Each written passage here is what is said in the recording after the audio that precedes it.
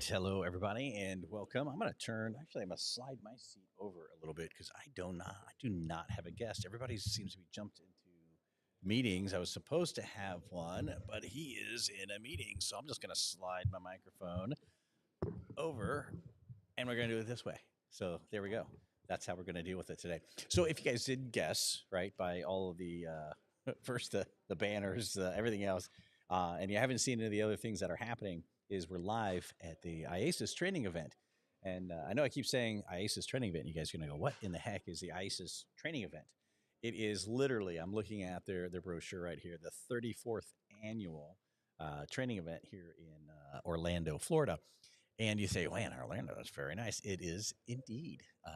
Literally, your stone's throw from Disney and a stone's throw from Universal, which is kind of cool, right? If you're going to bring the family down, this is awesome. Now, they have a couple different sections of classes that are going on with this event.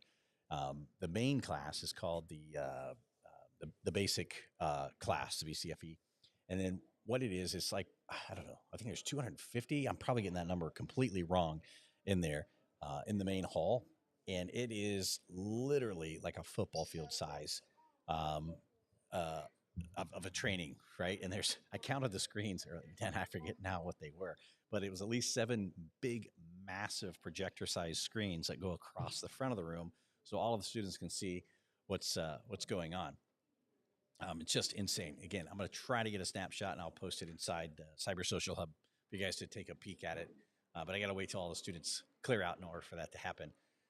And most of the so that's one of the things that are going on. The next thing that's happening is they have along the sides of basically this hall. There's 2 hallways that run down beside it, and those are all the advanced classes. Those are a week long, and the classes range from just about, I mean, anything that you could imagine that are involved in digital investigations. And I had my page locked open, and now, of course, I have closed it by mistake.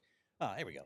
So there's just a ton, like advanced mobile device forensic training, applied scripting forensics. I'm not going to read all of these to you, but if you go to IACIS.com, you're going to see all of those things.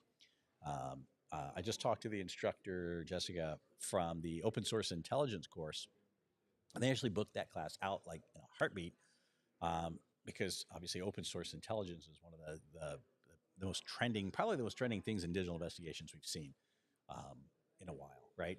Other than kind of some of the AI applications, which to me, that's, it's just okay. AI is, I think, more of a buzz term than for if this, then that, than anything else, right? But yeah, I mean, just literally go to the website. You'll see all of the different courses from UAE drone forensics to, some vendor courses like Magnet, Celebrate, all have some courses going on here as well. So not only can you get the vendor neutral or agnostic ones, which I think are really important because of you're not learning a tool, right? You're learning the concept behind the tool, which is something that everyone should know, and not everyone does, which is unfortunate that that's the case. Learning the tool is very important, but also knowing the what's going on behind the tool, huge, absolutely colossal. So you need to know it. I'm kind of scrolling through this massive book that they have that they had given me, which is amazing. I'm just curious here in the audience.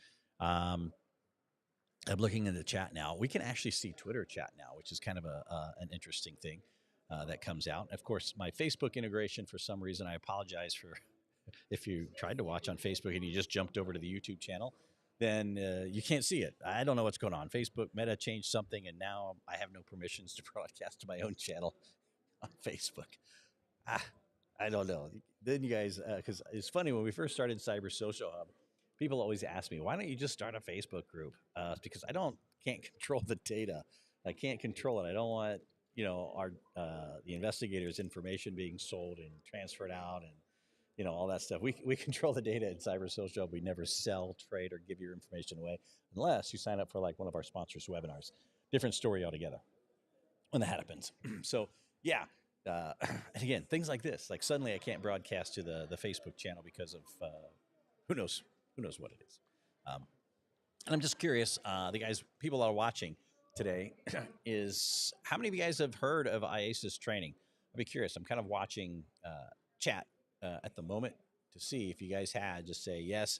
If you haven't, you can stay quiet. You don't have to. But the thing is, I'd highly recommend that you guys look into it because here's the little secret that we do.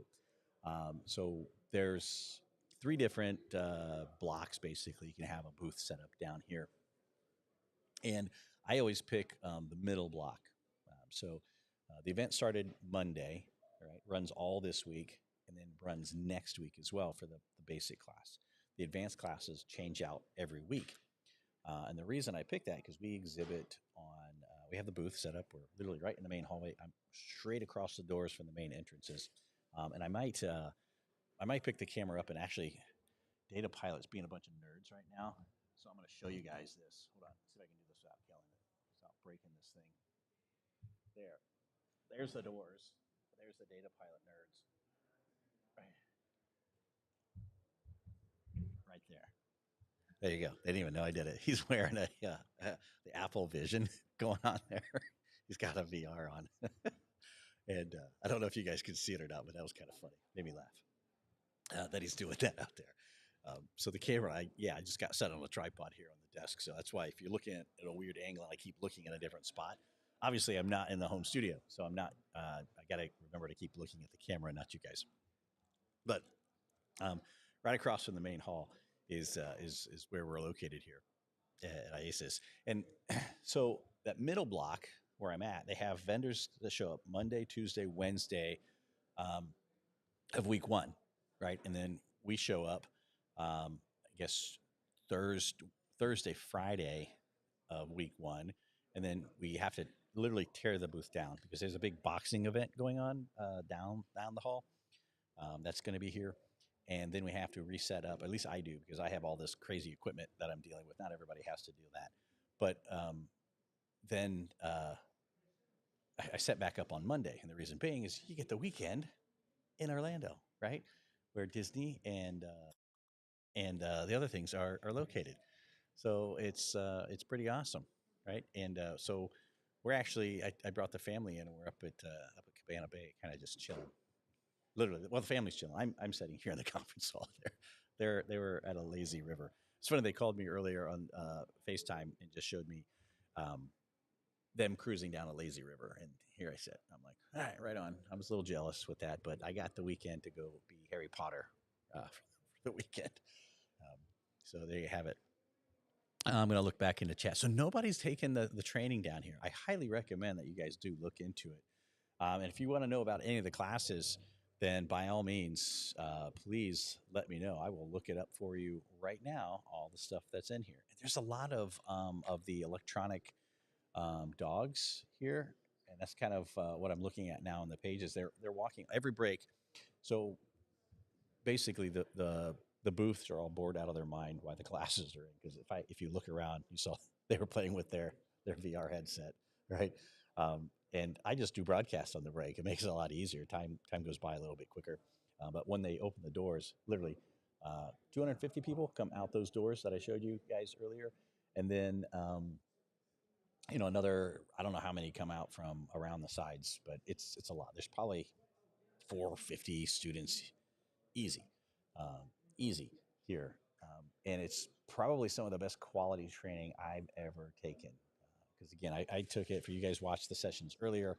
I took it back in 2007, I think it was. I'm almost positive it was 2007, 6 or 7, something like that. And man, it was some great quality stuff um, that's out there. And the stories, just in the wealth of knowledge that's here, is crazy ridiculous. Oh, sorry about that. I'm used to using a different mic, so hopefully that helps with the audio level a little bit. If you guys can barely hear me, again, I had my mic settings all jacked up originally, and I don't know if I still have them right or not, but we're gonna give it a best go here. Actually, I'm gonna turn it up this way. Hold on here. I will just turn it up. There. That should help considerably. Then is I just crank the mic itself up and the gain way up. We'll go about 60, 62 ish or so. That should be plenty of gain now that you guys can hear me where it's not overmodulating. Doesn't look like it is. No, we're spot on.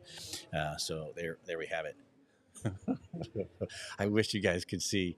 Uh, the guys from Data Pilot there are across with their headphones on. And you guys ever see that skit? What was it? Kids in the hall, or kids down the hall, kids in the hall, something like that. Anyway, you ever see where they go? I squish your head. That's what it looks like they're doing because they got this VR headset on and they're pitching stuff in the VR. Yeah, kind of interesting. Anyway, with that, I'm going to open the floor up for any questions for that because my guest was going to be here, is not here, and so I'm kind of waiting to see if they get out of a meeting in time to make it for the show or not. I had a couple of people kind of bouncing and scheduling in this, and the live events are always challenging when you're on a location somewhere because it's like, okay, hopefully the people will show up and swing on down. If not, that's okay too. It happens quite often, and I'm kind of looking at my phone right now for text messages in it. But if not, we'll get there for that. So let's talk a little bit about some of the importance then of training and how often should you take training? Where should you seek out training? There is a ton of great training that's out there on in the industry. I mean, there's just a ton of it, right? So whether you get your training from a vendor, now keep in mind, most of the vendor training I've attended is really top notch, but it is going to be very specific to that particular vendor. Depending on what the vendor's teaching. If they're teaching their software tools, they'll teach some concept, but mainly they're going to teach how to achieve what they're going to do through the tool, which I can hear some of you saying now, well, what's wrong with that? There's nothing ever wrong with that because you'll need to know how to do certain things and what it's doing. But more importantly, I think, is also to know the concepts behind what the tool is doing. So you can truly be an expert in the field. Now, do you need this in today's day and age? Here's where people are going to virtually throw crap at me, and I'm going to catch a lot of slack probably in the comments on this. Let me start this by saying it really depends on what you're doing. That's probably a good disclaimer. It depends. If you're looking at like a criminal type investigation where you really are putting someone else's freedom and on the line of saying they're, really contributing to whether someone's guilty or not guilty, you really, really, really need to make sure that you know and understand the concepts of the data and information that you found. There's no room to be wrong. No room to be wrong. How I used to conduct investigations is I used to go in with the intent of like, okay, what do we suspect this person of doing? And then most examiners did this in the past. I don't know. I can't really speak for them all now, but most of them would go, okay, I got to go find evidence that links back to this particular crime. And that's not always a good way. And you're like, well, wait a minute. Why else would you be doing the investigation? You're going to go look for evidence of this crime. I would go. Here's what I would do. I would look for information that would purposely disprove the crime. Right? If you're going, and let me explain this a little bit. If you're trying to disprove it, you're really going with a mindset that, hey, we're going to make sure this person's innocent. We're going to open up.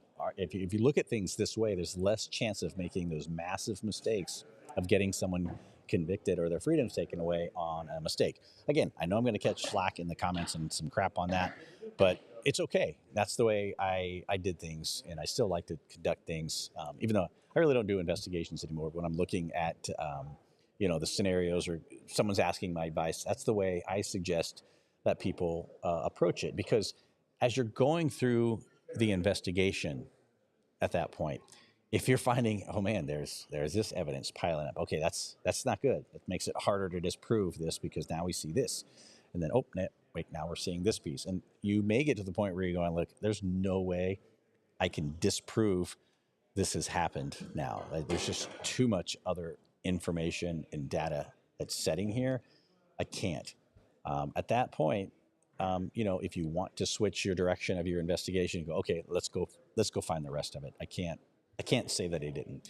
But again, that's the way I like to do it, and I thought there was less chance. So if you guys think that's a cool way to conduct an investigation, kick me a thumbs up, and we'll go from there. That way, I think it's just a different type of perspective on doing an investigation than the old standard ways of finding evidence based off of that crime.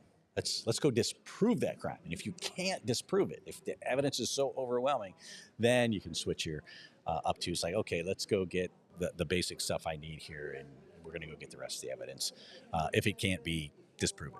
Which a lot of times it can't be. That's just the way it is because they're guilty. That's what happens. But sometimes, it's not. They're not guilty at all. And I've had a few cases like that. And that's where good training comes into play. And that's what is important, because if you're not being trained by people who have been in the industry a long time, that know what they're talking about, that have made those mistakes ahead of you, because that's what we want to learn. Is we want to learn from the mistakes of people who've kind of walked the path ahead of us, because if we don't, we're bound to make the exact same mistakes that they did. Why can't we learn from someone else's actions? I have a whole theory on this. You can talk to my kids because they hear me rattling on. They said, "Dad, why didn't you tell us this?" Like, sometimes you have to make those mistakes on your own to truly learn. But in these types of scenarios, it's best to learn from other people's mistakes and try to correct it yourself. Anyway, I'm going to go check comments here real quick. Not a whole lot of comments. You guys are like super quiet today in the chat, man. It's just like, man, I'm feeling really good. Of course, I'm in Orlando, Florida, and I'm just enjoying life because I know I'm hitting Universal this weekend and gonna relax a little bit from this. But it's Friday, man. It is Friday, and we should be having some fun. So I'm curious of those in the chat. Now, again, I can see so many people watching, and I know we're not broadcasting out to Facebook because it's being the devil. Not sure what is happening with Facebook. I've tried to fix it like a bunch of times between broadcasts today. Won't fix. And whether you're on, what am I broadcasting at? LinkedIn, Twitter, and YouTube. Those are the only three that we're broadcasting out to. I can't see, if you're on LinkedIn, I can't see any comments that you may be making under the videos. So if you've been answering my questions, I apologize. I can't see them. You got to come over to either YouTube, and now apparently I can see Twitter responses. I saw one the last broadcast, or the broadcast that we did before. We never could see Twitter before. Now we can see that, which is interesting because the interface that we're using. Where in the world are you guys at? And what trainings have you guys taken that you highly recommend? I'd be curious to see in the chat, whether it's another company, another organization, doesn't matter to me. I'd just be curious to see where you've gotten your training and kind of the type of training pieces that you guys recommend out there. So it'd be really cool to see for sure. I'm going to jump over. I see some Slack stuff coming in. I don't know where that's at. Nope. All right. So again, where do you get your training? And, did you like the training, I guess is the most important thing. If you've not gotten it in the past, because I know, there's other organizations like NW3C, SANS. There's a million different, all the vendors, of course, have their own training that's out there. And then, obviously IACIS, which is where I received some of my initial training was IACIS and NWC3 were the two places that I got it. And then I took, it was guidance software back in the day, took that, and then Access Data, which I ended up going to work for after I left law enforcement. And who else did I take training with, man? It was a ton of different companies that just offered it out there. And I can't think of any off the top of my head because I'm old and I tend to forget things often now, which is just one of those things. But I guess, man, you guys are being super quiet. Megan, are you still like around in the chat? Is the chat working? Is my stream going out? You ever feel like, now, if you guys don't do broadcast, you may not know, but it's like my days from, if you guys didn't know, if you've never watched the show before, then I used to be in radio back in my, gosh, how old was I? think I was 18 when I started in radio broadcasting, and I had fun for a few years of that, and then I realized I had to go get a real job, and so I stayed in radio for a while there, and then ended up going into the Marine Corps for a short stint, and then into law enforcement thereafter, and that's how I got involved in digital forensics, while I was in law enforcement. And I tell you what, it was a really, really rewarding um, career for sure. And then I left law enforcement full time in, oh, when was that? 2012, I think. 2012. Yeah, I'm pretty sure it was 2012. And then left that and went. Oh, Megan says everything's working on YouTube. Ron, you made it. Awesome. Glad you could make it. Hello from Orlando, by the way, Ron. So Megan says that she's just not qualified any digital forensic trainings because she's not into digital forensics. That's probably why. Anyway, Ron made it. Yes, awesome, Ron. Thank you. And my question to you, Ron, or anyone else in the chat, the standing question in the channel right now is, where have you taken any digital forensic training or any really tech training for that matter? And if you could recommend anything to anyone else, I'd be curious to see if you guys have it out there. Yeah. Hey, Ron. Again. Hey, welcome back to the chat. So again, we're live from Orlando at IACIS and all of the different training things down here. Now, some of the trends that I've been seeing here is, and I watch and I see what the students are asking about. I see the various vendors here, like a company called iPad Rehab. I've seen them, Jessa and Sunday at a few other conferences, Techno Security Conference, and actually Techno's down there. Who else is down here? Detigo is down here as well, and several others that are here at the event. What I do is like to look and say, okay, hey, what are they speaking on? Where are their trends? Where is the software information going? That way we have a good idea as to maybe what's the problems that we could be seeing in the industry, because a lot of times they have their finger right on the pulse. They have to. And sometimes they miss the mark, sometimes they don't. But it, because those they need to have this stuff developed before the problem becomes massive, right? And then they're flooded, right, with all of these things. And what I've been seeing is MedX had a talk on AI. I had Brandon on a couple of days, or yesterday. Was it just yesterday? Man, it seems like more than just yesterday ago. But he was on yesterday talking about video authentication, things like that. And some of the issues that are known to be coming up is like CSAM material that they're using AI to actually produce. So therefore, it's not quote unquote real. Doesn't make them sick, not sick and twisted, because they are, but how do you prosecute something like that, or how do you take that to court when it's not real? There's no victim, and what do you do? And that's the question. So obviously, some of these companies will validate that media to say, "Hey, no, this is a real image. This is real. It's not produced by AI." So that's one of the trends that I saw. And there's another company down called Case something. I can't remember the name of it. I just saw their ad in there, and it was doing something similar, but also used AI to determine whether something was real or not, or which I thought was fascinating, absolutely fascinating. That everyone has the kind of the AI trend that's assisting investigators. It's not obviously doing the investigation for them by any means, but it's assisting investigators into helping them come to a conclusion better, where the investigator can also independently do an analysis based off what the AI can do much faster, and determine that. It just makes our lives a heck of a lot easier, right? No minority report or anything like that. So that's still there. So I'm going to go back up here and look at chat here real quick. Look at that. Ron says he got his some of his training from IACIS. Hey, down here in your stomping grounds, Ron. We're down at the IACIS training right now. He also says he picks some up from Magnet. I guess that's United States Air Force, Necedah. Nice. Nice, nice, nice. Edwin says he's got some training from SANS at Las Vegas and InfoSec in Atlanta. That's awesome. Yeah, SANS is another huge, huge one.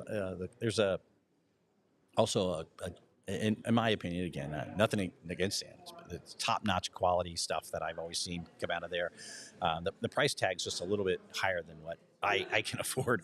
I don't know about everyone else's in there. So Edwin also says NW3C and ICAC courses. Yeah, some ICAC, some of the local ICACs also have some pretty good training that's available out there for sure. Ron says another good source for that is HTCI, which I'd agree. And that was my first organization that I was a member of. I think I joined them prior to IACIS here. I think so. Man, I have to go back and check what year that was now. But both were good networking and resources. And that's kind of how Cyber Social Hub was born. For those of you who aren't members of Cyber Social Hub, what we are is just basics, is a community of digital investigators, because I was a member of these different organizations, but everyone was like so spread out, no centralized way to communicate, no centralized repository for videos, for past webinars or anything like that. But so what we the problem that we set out to solve was, how do we bring like, I'd always say, like, hey, we're at a conference, right, and we're enjoying the conference. It's like, how do we bring the conference after the conference, so to speak, right? How do we maintain all of that still together, where I wouldn't have to pick up the phone and dial one-on-one to try to find an answer to a problem. And that's really how Cyber Social Hub got started. Early concept was, and it's blossomed into a little bit more than that. Obviously, we have podcasts now. We have the webinars are still out there and available. We have chat forums. If you're not a member of Cyber Social Hub, you should seriously consider it. It's the magic word is free, 100% free. Doesn't cost you a thing. But what we try to do is be a repository for information.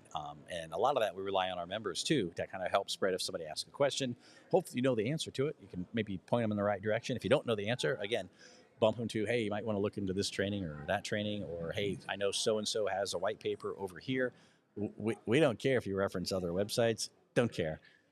Because obviously our goal is to make sure you find the answers that you need to solve the case or solve the problem that you're facing with accuracy. That's what's important, because there's nothing worse than getting up on the stand and have an inkling of a thought that, man, could I be wrong on this? And you always think that you always got this imposter syndrome. You're not. Be confident in what you do, but also make sure you've got the training to do what you do, so you don't have to think twice about it. That's the biggest thing. All right, awesome. On the training stuff, so I got all of that stuff out there. I don't think my guest is going to make it right after the 2 o'clock. He's stuck in a meeting. So we're going to try again at 3. So if you guys haven't been following us today, now granted, I wanted to go live at our normal time, and I was hoping that they would be able to make it. Not going to happen. So what we're going to do is we're going to go probably live again at 3 o'clock. And I know I got at least 2 more guests that I want to get on today.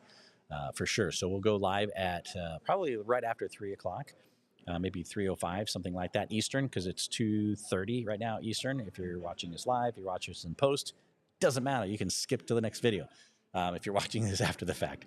And we're going to have, I think, the president of IACIS on. I think that's who I can steal. And that's Gene. If you guys have seen Gene, there he is. Kind of there. Then we've had him on the show a couple of times, and he's got this fetish against feet. I don't know what it is. Who told me? Brent also, he was the vice president here at IACIS. Kind of let that out of the bag a few years ago. One of the funniest shows ever. I laughed so hard. It was hilarious to call him out on it. He wasn't expecting it from left field.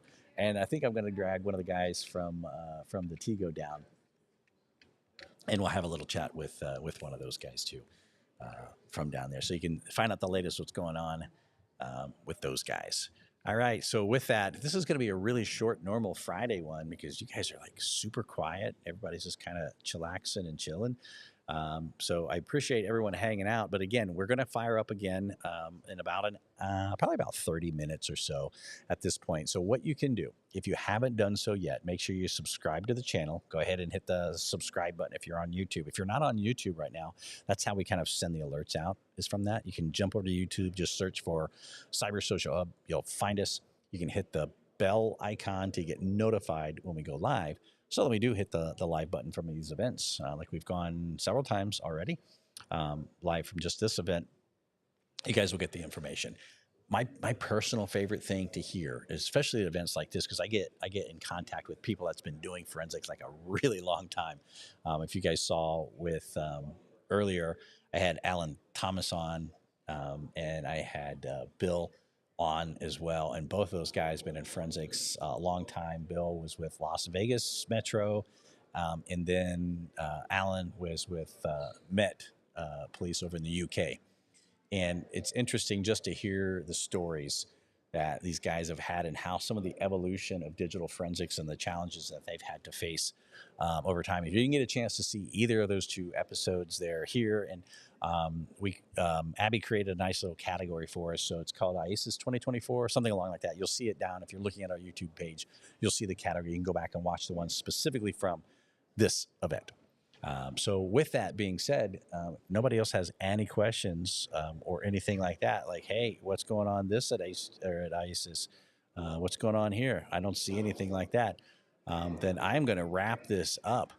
Also, I invite you guys to, one, join Cyber Social Hub. Oh, Megan has a question. What's an electronic dog? What's an electronic dog? So I don't know the proper name because these are fairly new from when before I was doing investigations. But what it is essentially is it's like a drug dog, but it sniffs out electronics. I kid you not. It can find. The dogs are trained, and I think they're trained on the scent of the glues. If I'm incorrect, and somebody knows much more than me, which is not hard to do on this subject matter, pipe up and just say something. But I'm pretty sure they're smelling for their specific glues that they're using in the electronics, and the dog's trained to hit on those. So, like if you're trying to hide a USB thumb drive or something like that somewhere, or other types of electronic information, that I think that they can sniff out the storage or the mechanism of it. And they're real good. I've seen them work. And it's amazing. I go hide a USB in a drawer, and the dog would just go right over to it like it's like a drug dog. It was pretty stinking amazing with it for sure. So there's your answer to that question. But they're all over the place here. My favorite ones that walk by is occasionally you'll see one with they wear the little vest, one that says therapy dog. Those are the dogs you can pet. They won't rip your arm off, right? Like the drug dogs or the defense canine dogs will do. You can pet the ones that say therapy dogs. So I'm missing my dog right now. I had to leave her with the in-laws, so to come down here to Florida. So, all right. With that, maybe I could try to get somebody with a dog to come on. That'd be kind of cool. I think the dog could sit right here in this seat. We have an open seat. The dog could be right here and just kind of sit in there and chilling for the whole time I'm doing the interview. That'd be awesome. I'm all for it. I'm all for it. I don't know if I can get one of the students to agree to let me use their dog, but I'll try. There's 3 or 4 of them running around here that I see. Obviously, all the students right now are in class, but it's a massive. For the next episode, also, I'm going to try to get some pictures of that main room. If not, I'll have them for you guys on Monday, because again, Monday we're going to be going live several times throughout the day. Then that's it, right? Just so yesterday, did I do any lives yesterday? I don't know if I did any lives yesterday or not. Today we've done a couple of them. I may have done one yesterday, and then Monday we're going to be going lives again. So again, make sure you hit the subscribe button and make sure you hit the bell icon here on YouTube. That's where we're at. And with that, guys, if you don't have anything else, we're going to be going live again probably within. Brandon from Medics was yesterday. You're right, Megan. I can't remember. It's all running together. It really is. That was a really good interview with Brandon. He did a great job. A lot of people sometimes get nervous, like when they're going to go live or something like that. I'm used to talking to myself. It's because I'm the only one that listens to me, basically. So I listen to myself often. But sometimes people get a little nervous and stuff like that. But he did a phenomenal job. It was really great, really great. So, okay, with that, again, we're going to be going live probably in about 25 minutes or so, basing look on it right now. So make sure you guys hang out, hit that little button, and you'll get notified when we go live. So until then, I will see you guys on the next episode. Take care, and we'll see you. Have a great weekend. If I don't talk to you before, we'll see you.